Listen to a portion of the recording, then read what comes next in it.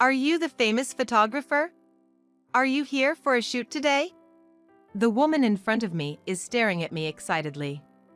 It seems she knows that I am a photographer. We met at the beach. Despite playing in the sand with her family of 3, she seems very interested in what I have to say. It's nostalgic to think about my early days as a photographer when people didn't believe me, and I hardly got any interviews. When I told her that I was here for a photo shoot, she offered to be the subject without hiding her excitement. "But can you make sure not to show my child's face?" she said, pointing at a cute little girl. A girl of about 2 or 3 years old is looking at us with her round eyes. "Of course. What about the father?" When I asked, the father looked pale, darting his eyes around, and gave a non-committal answer. I guess it can't be helped. After all, the father, who is building a sandcastle with the girl, is my husband. My name is Monica. I am a 30-year-old freelance photographer. I often get called for school events and weddings in the neighborhood. I capture moments filled with smiles and friendship and convey them through my photos. It's not just about taking pictures, it's about sharing happiness by shaping memories and emotions. Capturing various moments of joy is my job and my passion. But there was an event that suddenly stopped the shudder of my life. My husband, Alex, was a busy businessman. He was involved in the development of leisure facilities and tourist spots and traveled all over the country. We couldn't spend much time together because of our busy schedules, but the time we did spend together was special. Even if it was just a little time, being with him and seeing his smile supported me. I had no intention of quitting my photography job. We promised to support each other's careers while getting married. Taking that as a cue, I started looking for ways to work from home even for photography. First, I posted landscape photos and portraits of people who gave permission on social media as a portfolio. By showcasing my work in virtual galleries like online photo exhibitions, not only publishers and peers in the photography industry but also general users widely interfered, which worked well, and my followers increased rapidly. Since live streaming was possible on social media, I started doing talk shows and explanations about the photos I took and started making money. I share the stories and techniques behind the photos while sharing the photos I took. Communicating through photos is fun and rewarding. I was as active in public relations on social media as I was in going out and taking pictures, and my follower count increased steadily. Alex was still on business trips, so I spent more time with my in-laws, but fortunately, they were interested in my social media activities. I became closer to them by teaching them how to use smartphones and social media, and they often come to see my photos and live broadcasts. Both are very nice people, and even when my husband is on a business trip, I don't feel lonely and spend fulfilling days. However, there was a significant void in our lives. That is, we didn't have children. We took tests many times, but we couldn't have children. Both of us wanted children, so the fact that we couldn't have children for several years after marriage cast a subtle shadow over our relationship. At first, my husband was encouraging and cooperative, but he got tired of the economic burden and the time-consuming hospital visits, and I could see that the distance between our hearts was gradually increasing. It didn't help that the project he was working on was reaching its climax, and he was flying all over the country and not coming back for 3 or 4 days. It was clear that he was becoming more and more indifferent to the treatment that had no end in sight, focusing more on his work. He started to show less consideration for me, who couldn't conceive, and started to talk more about his work. While I felt lonely, I tried to understand his busyness. But no matter how much I understood, our feelings did not come closer together. Yesterday I had a meeting with a client, and it seems that a new project is about to start. I think I will be staying overnight for a while from next week. My husband told me this as he took out dirty clothes from a large suitcase.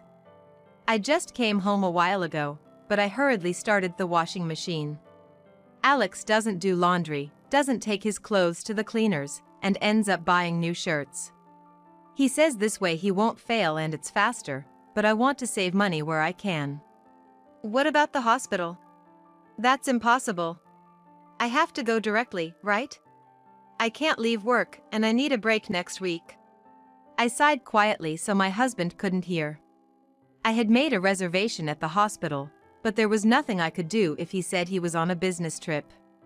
I didn't want to cause trouble for my husband's company, and I was happy that his work was being appreciated. I didn't want to get in the way. But I'm also busy and it's tough.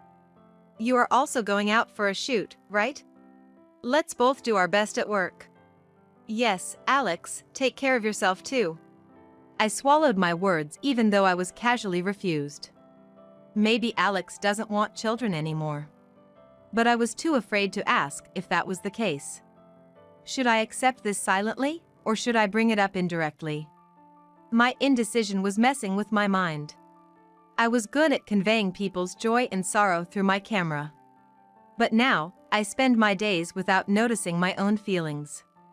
I felt like I was slowly being trapped inside the frame of a photograph.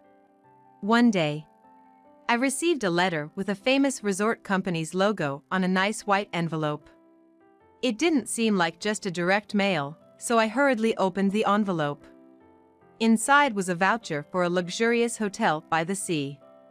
And it seemed to be worth an amount for 3 people. I wondered why this was sent to me, and I felt a fluttering in my chest and immediately went to my husband. Alex, this came, do you know anything about it? Of course, I was not accusing or suspecting him. I was careful to ask naturally without sounding sharp. Alex stopped reading the newspaper and looked at me. He was expressionless, but he slightly narrowed his eyes and glared at me. I had never been looked at like that before, so I couldn't hide the sinking feeling in my chest. Oh, that. A colleague couldn't make it, so I made the reservation instead, and it was delivered here. It's nothing strange, so give it back quickly. He reached out his hand. Without saying anything, I handed over the envelope and voucher, and Alex quickly snatched it. However, when he looked at the addressee, he clearly looked uncomfortable and looked back at me. This is addressed to me, right? Don't open it without permission. I was taken aback and hurriedly apologized. However, my husband, who works in sales, often receives various direct mails as a greeting. I was surprised that he was upset because I had been casually disposing of the ones that came to the house. I'm sorry, I didn't know if it was a direct mail, so I just checked. I'm here today, so you could have asked, right? Alex took the envelope to his room, and I couldn't inquire any further about the ticket. I was a little unconvinced about why he needed to book a ticket for his colleague, but I had no choice but to accept Alex's explanation. However, less than half a month later, another incident occurred. It was April, just before the long weekend. There was a memorial service scheduled at my in-laws' house, but suddenly Alex said he had to go on a long business trip. I was initially at a loss for words. A business trip? During the long weekend? In my line of work, I often get requests from families for landscape photos. But I had already taken time off for the memorial service. Not just for freelancers, but generally, companies are supposed to be off during the long weekends. At least, Alex's company usually is. Alex shrugged his shoulders lightly and made a forced smile. It just came up all of a sudden. I have to work on my day off. Can't be helped, right? So, could you attend the memorial service in my place? I knew he took pride in his work and was seriously committed to his career even before we got married, but there were increasing moments when work or business trips felt like a thorn in my side. In the end, he packed his favorite suitcase and left for work. My in-laws were informed at the last minute, and although they were angry with his attitude, they were considerate enough not to make me feel uncomfortable. I'm sorry we made plans and he couldn't make it. I'll give Alex a piece of my mind next time I see him, my mother-in-law said. But all I could do was force a smile. We were supposed to stay for a few days after the memorial service. Alex is the only child of my in-laws, and they would be lonely if we left right away, so I ended up staying with them until after the long weekend as originally planned. I took photos of my in-laws' daily lives and scenes I usually wouldn't, with the camera I brought. I killed time by planning photo shoots, but deep down I felt the absence of Alex, who was supposed to be there. To change my mood and for work, I decided to go to the beach one station away. Everywhere you looked, families were enjoying their outings. People were also enjoying walks and sunbathing under colorful beach parasols. I walked along the beach with my camera. Suddenly, I spotted a family building a sandcastle. I stopped in my tracks when I heard a familiar voice. I was glad I wasn't holding my camera, as I would have surely dropped it at the sight before me. In the circle was Alex, building a sandcastle with a young woman and a toddler. They looked like a close-knit family, gathering white sand and seashells, and I couldn't believe my eyes. But the hotel vouchers that arrived at our house, the frequency of his sudden long business trips, his indifference, everything piled up like sand in front of me. If this was a commissioned work, it would be an ideal family scene worth capturing multiple times. Even though my husband was right there, I couldn't believe it. The child there must have been a 2 or 3-year-old girl. It closely resembled the time when I started feeling Alex drifting away. My husband already had another family. I don't know if it was my intuition as a wife, but I realized that there was a blood connection between that little girl and my husband. The glass frame in my heart shattered mercilessly. The photo that was supposed to be displayed in that frame was filled with happy smiles of us as a couple. I made up my mind and approached the woman. Not Alex, who was playing with the toddler. The woman, wearing a large straw hat, looked surprised at my sudden approach. Somehow, I managed to smile and apologized for speaking to her out of the blue. Then, I handed her my business card and told her I was a freelance photographer. Only my professional name is listed on the card, but my contact information on social media is also there. She seemed interested in the card and began to search for me on her smartphone. On the other side, Alex, who had definitely noticed me, was staring at a point on the sandy beach as if frozen. "If you don't mind, could I take a photo of your family? I sometimes do live broadcasts where I share photography tips." "Wow, you're Monica. I follow you. You post tips on smartphone photography, right?" Unaware of my relationship with Alex, she was delighted to be approached by a minor celebrity on social media. It was surprising that she was a follower, but she seemed enthusiastic, not only about the photo shoot but also about the live broadcast. I boldly invited her, and even before I could finish my sentence, she excitedly agreed. I felt guilty for deceiving her, but my goal was to somehow document Alex's other family. "Can you teach us some photography tips for moms?" "Alex too." "I'm good," said Alex, clearly in a panic. He was obviously trying hard not to look at me and thinking desperately for an excuse. "No, maybe we shouldn't. Like showing faces." "But I do model for pamphlets." "Oh, can we make sure not to show the kid?" I later found out that the woman he was cheating with was a model named Nancy, whom he met through his company's public relations. Of course, I agreed and adjusted my smartphone camera so that the child wouldn't be in the frame. I prepared the environment for immediate streaming and started the live broadcast as if I were teaching other mothers. Since the child wasn't on screen, Alex was the center of attention. His strange smile was interpreted positively by the viewers, and soon comments about the cute, nervous dad started to spread. After ending the live broadcast, I thanked him and left the scene. However, within a few minutes, Alex chased me down and stopped me. He left Nancy and the child behind. I asked him, "What are you trying to do?" but he remained silent, seemingly sulking. Probably feeling awkward with Nancy, he decided to escape to me. I wonder what he was planning to do by stopping me. Finally, he opened his mouth heavily. "Please understand." He didn't explain anything. What does he expect me to understand? "Well, I can see it, though." "It couldn't be helped, right?" I had a child with her before you and I had one. It's okay, Nancy's family is rich, and she says we don't need to get married. Alex, becoming defiant, finally confessed the truth. It's hard to believe that a young woman who got pregnant would say something so convenient. Probably, Nancy realized that he was already married. I really wanted kids, you know. But you can't have them.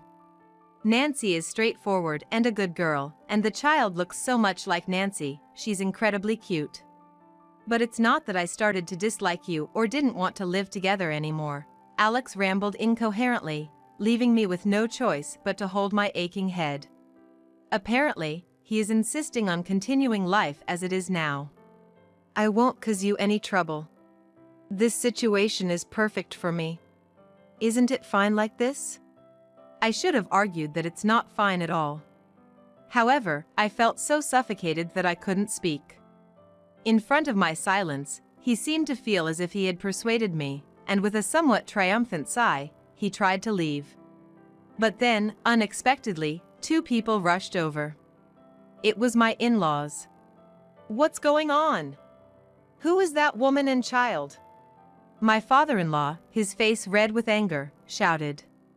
Alex flinched and was surprised by the sudden appearance of his parents. Why? We saw it on the live broadcast notification. Who said you were on a long business trip? You didn't even come home, and now there's an unknown woman and child. My mother-in-law stepped in between us to protect me, and scolded Alex fiercely. I was also surprised. They had seen the live broadcast on social media, and realized that something serious was happening. They were shocked to see Alex, who appeared to be a couple with an unknown woman, and hurriedly drove over. Being questioned by his parents, he had no choice but to confess everything about his relationship with Nancy and the child. He received a strong slap from his mother, who called him a disgraceful son. My father-in-law glared at my husband with such a terrifying expression that I thought he might have punched him with his fist if my mother-in-law hadn't slapped him. My in-laws took me away, leaving Alex behind. Later, with their apologies and strong encouragement, I decided to get a divorce. Alex and his mistress, Nancy, had a thorough discussion about their affair, and I received compensation for the emotional damage caused by them, which seemed to settle the matter temporarily. However, as I hired a lawyer and started divorce proceedings, various facts came to light. First, Nancy was fully aware that Alex was married. The fact that she got pregnant, was understanding, and even said it was not necessary to get married, indicates that she was somewhat prepared to be in a relationship with a married man. She probably didn't bring up any issues not only because of money but also because she wanted to keep him as long as possible. On the other hand, she seemed genuinely unaware that I was the other person involved. When she found out that I was the one she had been following on social media, she was outraged and blocked me on all my accounts. Not only that, but she also started defensively posting on various message boards, which ironically only made it public that she was the mistress, causing me to receive an outpour of sympathy. She apparently also caused trouble at her parents' house because of the child she had with a married man. Being kicked out and almost losing her home, she audaciously thought about moving into my in-laws' house. Which, of course, they firmly refused.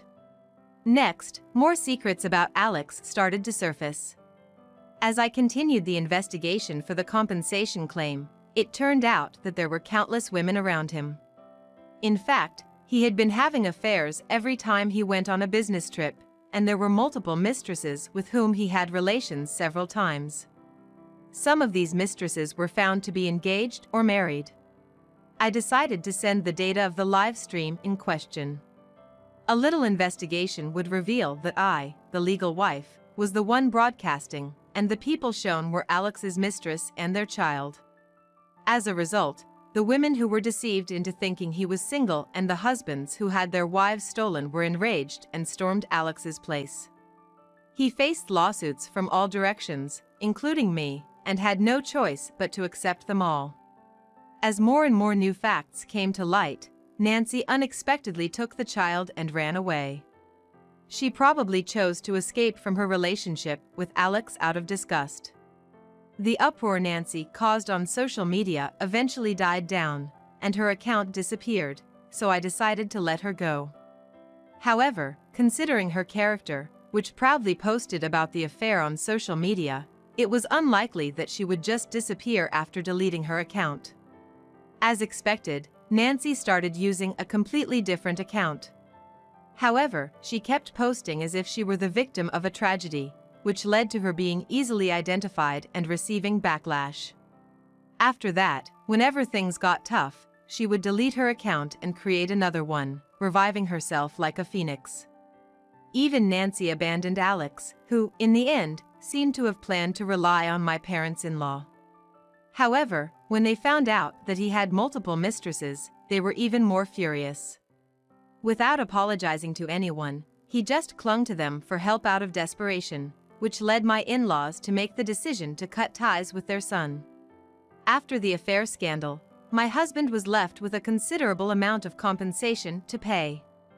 As legal proceedings progressed, inquiries from the mistresses and their husbands started flooding the company, complicating the situation even further. Moreover, this was not the worst outcome. The unprecedented scandal of exposing the child with the mistress on social media spread rapidly during a business trip. And the reviews of the company-related facilities were filled with comments of shock and anger. The loss of trust due to the backlash spread both internally and externally, prompting the management to urgently implement countermeasures. However, since they were not familiar with handling online backlash, they were forced to hastily consult with experts and create a communication strategy. On the other hand, they were also working hard to provide accurate information to the employees and bring an end to the confusion.